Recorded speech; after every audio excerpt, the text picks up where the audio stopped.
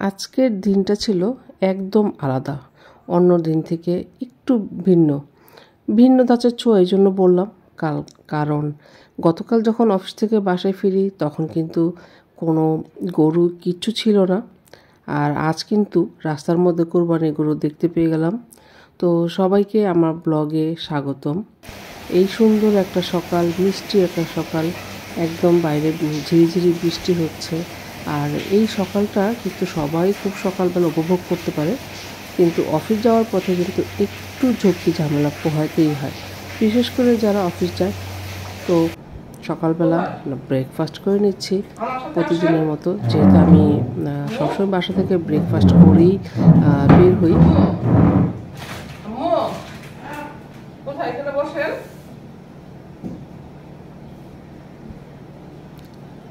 তো সকালে ব্রেকফাস্ট করে যথারীতি বের হয়ে গেলাম অফিসের জন্য। আর এই অফিসের যাত্রাপথেই দেখতে পেলাম সারি সারি গরু বাঁধা রাস্তার দুপাশে, একদম অন্যরকম একটা বিষয়। আর এখানে ট্রাক থেকে গরুগুলি নামাচ্ছিল, কারণ গরুগুলি আসার পরে ট্রাক থেকে নামানোর জন্যও কিন্তু বিশাল একটা ঝক্কি ঝামেলা থেকেই যায়। তো সেটাও একটু আমি ভিডিও করে নিলাম, ভাবলাম যে আমার ভিউয়ারদের জন্য আমি বাংলাদেশের কোরবানির যে অবস্থা সেটাও তোমাদের দেখিয়ে দিচ্ছি। অলরেডি কিন্তু গরুগুলি উঠতে শুরু করেছে এবং রাস্তার দুপাশে খুব সুন্দর সুন্দর গরুগুলি বাঁধা হয়ে গেছে। তবে এই গরুগুলি এত যত্ন করে যারা করেছে তাদের আদর যত্নগুলি আসলে কুরবানির সময় এই যে সামান্য কিছু টাকার বিনিময়ে বিক্রি করে দেওয়া, এটা কিন্তু কুরবানি করার যেই সার্থকতা সেটা পূরণ হয়। কারণ এত সুন্দর গরুগুলি দেখতে খুবই ভালো লাগছিল। শুধু হাট না, আশেপাশে পরিবেশও কিন্তু ঈদের বাস্তবতা একদম শুরু হয়ে গিয়েছে। বেশ ভালোই লাগছে, আজ অন্য দিনের থেকে আলাদা। হয়তোবা রাস্তায় একটু কষ্ট হচ্ছে, সবারই হচ্ছে, শুধু আমার না।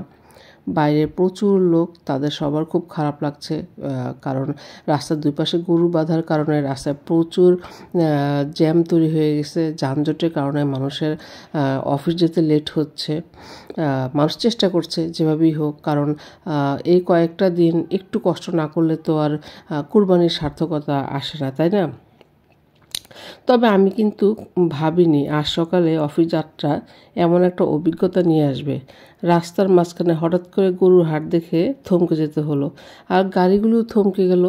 আমি ভাবলাম যে সামনে কি হয়েছে, পরে দেখতে পেলাম যে আসলে এখানে গরুর হাট অলরেডি বসে গিয়েছে। চোখের সামনে ঈদের একটা চমৎকার অনুভূতি তৈরি হলো, ভালোই লাগছে। এতদিনে মনে হচ্ছে না, কোরবানিটা চলেই আসলো, আসলেই কোরবানি ঈদ চলে এসছে। এটা কিন্তু বাসায় বসে থেকে বোঝার উপায় নেই। যারা বাড়ির বাইরে কম বের হয়, বিশেষ করে মেয়েরা, তারা কিন্তু বুঝতেই পারবে না যে বাইরে যে কতটা মানুষের ভিতরে কোরবানির একটা বিষয় চলে এসছে। কারণ যেখানে গরুর হাট হচ্ছে তার আশেপাশে পরিবেশটা একদম অন্যরকম হয়ে গেছে। তবে আমার কিন্তু দেখতে বেশ ভালো লাগছে, আর আমি এই সময়টা খুব উপভোগ করি। নিজেকে খুব ভালো লাগে যে আমি আসলে এই সময়টার মধ্যে আমার যেখানে অফিস সেখানে এরকম একটা গরুর হাট হয় 2-3টা দিন, কারণ আমার অফিস তো বন্ধ হয়ে যাবে। তো অল্প কিছু দিনের এই এতটুকু কষ্ট, সেটা আমার কাছে আসলে বড় কিছু মনে হয় না। আর আজকে আসলে অন্য দিন থেকে আলাদা। আর কিছুটা পথ হেঁটে অফিস যেতে হয়েছে, তারপরে আসার পথে বেশ অনেকটা পথেই হেঁটে আসতে হয়েছে। কিছু করার নেই, রাস্তার দুই পাশে প্রচুর গরু। যদি আমি অপেক্ষা করি কোনো গাড়ির জন্য বা রিক্সার জন্য, সেটা আমার গন্তব্যে পৌঁছাতে কিন্তু অনেকটা সময় লেগে যাবে। আর এতটা সময় কিন্তু আসলে দেয়া যায় না। যারা বাসায় সন্ধ্যায় অফিস শেষে বাসায় ফিরে, আসলে সময়টা খুব সীমিত থাকে। আর এখন আমাদের মোটামুটি রাস্তার যে অবস্থা, কাদা, তারপরে রাস্তার জাম, যানজট, এই সব কিছু মিলিয়ে না একদম পরিবেশটা অন্যরকম। তো ভাবলাম যে আসলে আমি যদি এই মুহূর্তে কোনো গাড়ি নিয়ে বা রিক্সা নিয়ে বসে থাকি তাহলে আমার বাসায় ফিরতে অনেক সময় লেগে যাবে। তো আমি সেই জন্য হেঁটেই, কিছু করার নেই, হেঁটেই রওনা দিলাম। আর এই যে দেখতে পাচ্ছ রাস্তার দুই পাশে গরুগুলি বাঁধা আছে, তো আমি এগুলির ভিতর দিয়ে হেঁটে যাচ্ছি। কি আর করার, আমাকে তো যেতেই হবে। আর দাঁড়িয়ে থাকলে তো কোনো লাভ নেই, কারণ আমাকে বাসায় যেহেতু যেতে হবে, তাহলে সামনে এগিয়ে যাওয়াই ভালো, পিছনের কথা চিন্তা করে তো লাভ নেই। তবে আশেপাশে কিন্তু এই যে দেখো একজন ব্যক্তি তিনি গরুর জন্য খাবার নিচ্ছে, আর এটা দেখেও বেশ ভালো লাগলো, হয়তো বা এই গরুটা তার নিজের। আর দোকানপাটগুলি কিন্তু বেশ জমে উঠেছে, দোকানে চা বিস্কুট যেভাবে সাজিয়েছে। আর এই দোকানটা এখানে কখনো দেখি নাই, এগুলি হলো সিজনাল দোকান, কারণ এই যে যারা গরুর হাটে গরু নিয়ে আসে তাদের জন্যই এই হাটটা, দোকানগুলি মূলত বসে এই হাটের জন্য। আর এই যে দেখো অনেকে মানুষের ভিতরে গরুর আসার কারণে এত ঈদের আমেজ একটা চলে এসছে, বাবারা তাদের বাচ্চাদের নিয়ে বের হয়ে আসছে গরু দেখা যায়। যেমন আমার সামনেই একজনকে দেখতে পাচ্ছি, সে তার সন্তানকে, ছেলেকে নিয়ে আসছে গরু দেখাতে, এবং অনেকেই এরকম গরু দেখতে বের হয়ে গিয়েছে। বিশেষ করে কিশোর বয়সের যারা আছে তাদেরকে দেখলাম একদম সবাই বাইরে, এবং সবাই গরু দেখছে। এবং আমার ভিডিওতে হয়তো তোমরা দেখতে পারবে উঠতি বয়সের ছেলে যারা আছে তারা কিন্তু এই গরু হাটগুলিতে হেঁটে বেড়াচ্ছে, দেখছে। এবং তারা কিন্তু এই যে কাদা বা এই যে এখানে এরকম মানে এত হাঁটতে কষ্ট হচ্ছে, এটা কিন্তু তাদের মধ্যে বিন্দু মাত্র উপলব্ধি করার সুযোগ নেই। তবে আমারও কিন্তু ভালো লাগছে, সারা বছর এরকম থাকলে ভালো লাগতো না, যেহেতু কোরবানির 3-4টা দিন ভালো লাগাটা স্বাভাবিক। আর এরকম গরুর হাট সাধারণত খুব একটা ঢাকা শহরের রাস্তার মধ্যে দেখা হয় না। আমার জানার মতে ঢাকার কোনো রাস্তায় এইভাবে গরুর হাট বসে আমি আসলে দেখি নাই, হয়তো বা বসে, কিন্তু আমার দেখার মধ্যে পড়ে নাই।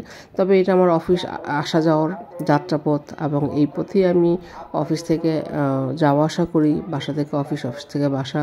তবে আজ আমাকে হেঁটে যেতে হচ্ছে, আর হেঁটে যেতে যেতে গরুর ভিডিওগুলিও করে নিলাম। ভাবলাম আজকে তোমাদের বিশেষ কিছু উপহার দিই। ঢাকার রাস্তায় গরুর হাট ঠিক কেমন লাগছে তোমরা বলো, তোমরা কমেন্টস করে জানাতে পারো যে তোমাদের কেমন লাগছে ঢাকার রাস্তায় গরুর হাট। তার সাথে গরুগুলিও দেখে নিচ্ছ। আর আমি যখন একটু সুযোগ পাই, যদি দেখি যে একটু সামনে যাওয়া যায়, তখন আবার একটু গাড়ি নেওয়ার ব্যবস্থা করি, তো সেটাতেই যাচ্ছি। আর বেশ ভালোই লাগছে আসলে। কি চাইলেও তো ঢাকা শহরের মধ্যে গরু দেখা হয় না বা হয়ে ওঠে না।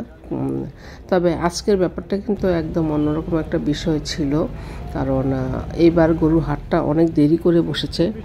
সবসময়ের মতো গরু হাটটা এত আর্লি বসে নাই, কারণ গত ঈদেও দেখেছি গরুর হাট প্রায় 7-8 দিন আগেও চলে আসছিল গরু, তখন মনে হয়েছিল না কোরবানি ঈদটা আরও আগে থেকে শুরু হয়ে গিয়েছে। কিন্তু এবার একদম ঈদের কাছাকাছি সময় চলে এসেছে, কারণ ঈদের মাত্র আর 4-5 দিন বাকি, এর মধ্যেই গরুর হাট মাত্র আসলো। তবে বেশ ভালোই লাগছে গরু হাটগুলো দেখে।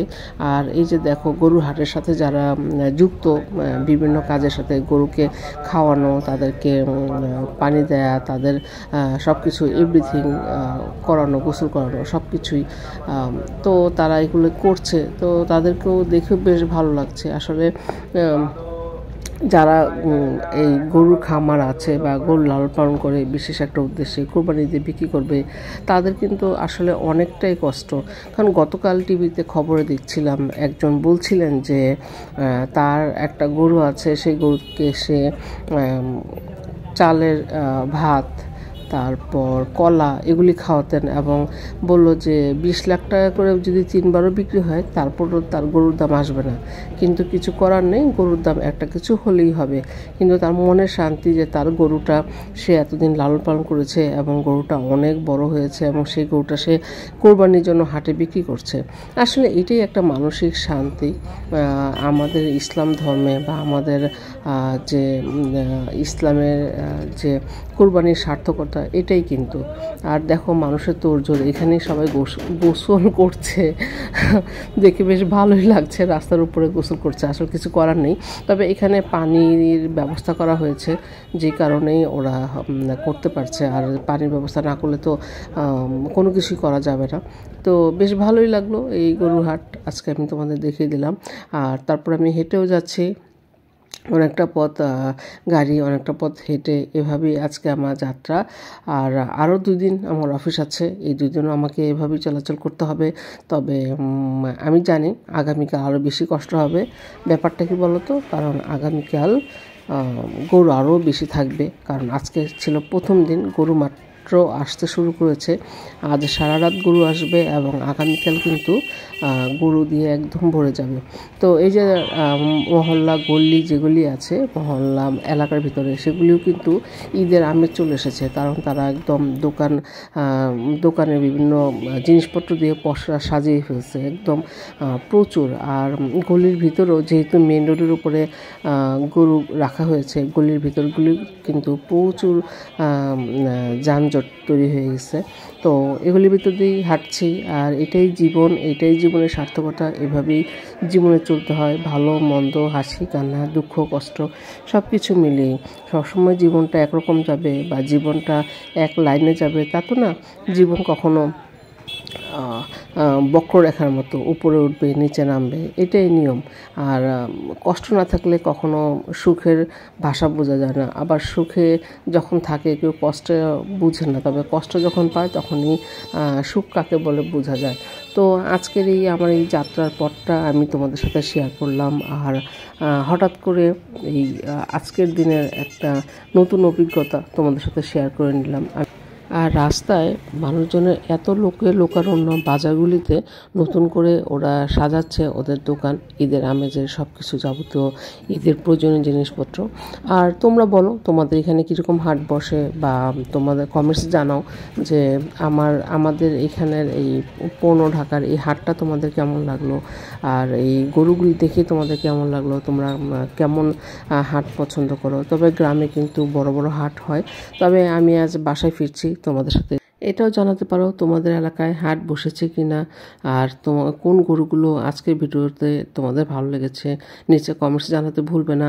আর ব্লগটি অবশ্যই সাবস্ক্রাইব করে দিও, কারণ এত কষ্ট করে ভিডিও করি, যদি তোমরা সাবস্ক্রাইব না করো তাহলে কিন্তু কষ্ট লাগে।